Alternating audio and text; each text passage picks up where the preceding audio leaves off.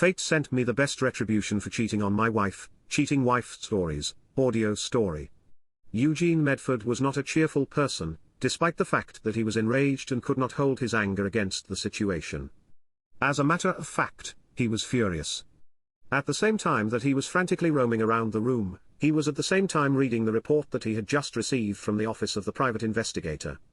The fact that neither of his two teenage daughters was present at home on that Thursday evening was a fortunate turn of events for us.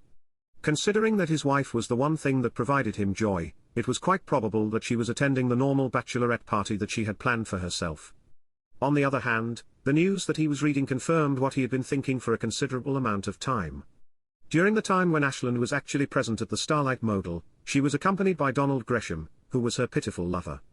As he sipped his fourth glass of scotch, he kept his thoughts racing with a variety of potential tactics for getting revenge. He was thinking about each of these strategies. He was not yet inebriated, despite the fact that he was experiencing the effects of the substance. On the bright side, he was not so inebriated that he was unable of killing both of those idiots with his bare hands, at least. The intensity of his feelings caused him to throw his glass into the fireplace, which resulted in the glass splintering into 1,000 pieces. He was overtaken with emotion. A scoundrel who had heard a gunshot was the one who made that sound. A knock was heard on the door, and from what I could tell, it was a pretty loud sound. Additionally, the knock was heard. In the end, the police were able to escape. Eugene was already so angry that he wanted someone to express his aggravation about, and the police officers would be a good target for him to take out his anger on, considering how angry he was already.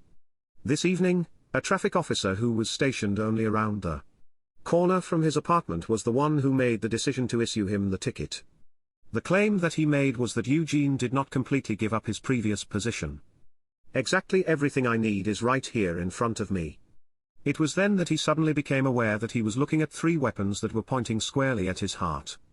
He had just stepped up to the front door, opened it, and was well prepared to tell these law enforcement agents all that was going through his thoughts. Simply put, what exactly does that imply? By the time Eugene regained consciousness, he found himself lying on the ground. Oh my gosh! I ask you, you cretins, to get up and leave this place immediately. Let me go. Following the dispersal of the dust, he sat down on the couch and stroked the hurting areas of his wrists. Despite this, the police expressed regret for their actions, since they were under the impression that they had heard a gunshot. I did not assist him in any way, shape or form.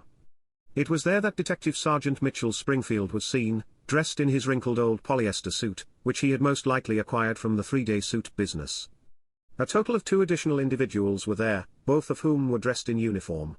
Dear Mr. Medford, are you familiar with Donald Gresham? In addition to having sexual relations with my wife, he is a piece of trash who goes by the name of Donald Gresham. Detective Springfield was taken aback when Medford said that he had a great familiarity with Graham. This revelation came as a surprise to Detective Springfield. The murder of Mr. Graham took place around 1 hour ago, shortly after he and your wife had left a motel room. It was his time to leave the room. I was under the assumption that the person who perpetrated this crime also took the life of my wife, which is tragic, but I was under the impression that this was the case. I would appreciate it if you could verify that the answer is yes. On the other hand, Eugene smiled warmly at the investigator. It is not appropriate to make light of this subject.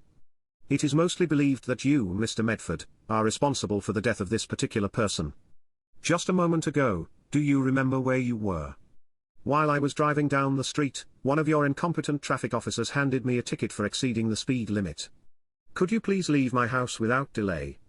Dear Mr. Medford, please take a look, we are only carrying out our responsibilities. You are aware, of course, that when a husband is suspected of being responsible for the death of his wife's lover, the husband, of course, becomes a suspect in the case. Wouldn't you agree that this is the situation with regard to all of the guys whose wives this moron had sexual relations with? In point of fact, I am absolutely certain that you are right. In the collection of images that Eugene discarded, there was one that clearly depicted Springfield's wife engaging in sexual activity with Gresham while they were in bed together.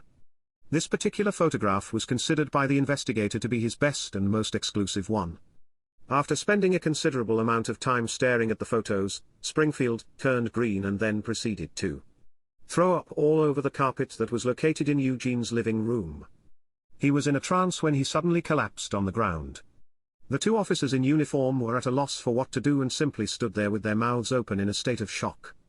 They failed to provide any kind of response.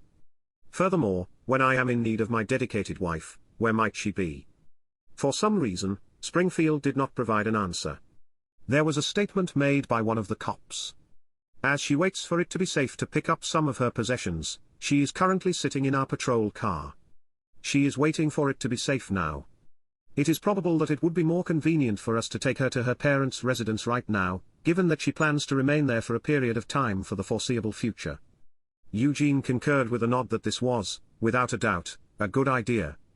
With a wave of his hand, he dismissed them and asked, "Why don't you assist the detective in standing up and guiding him outside?"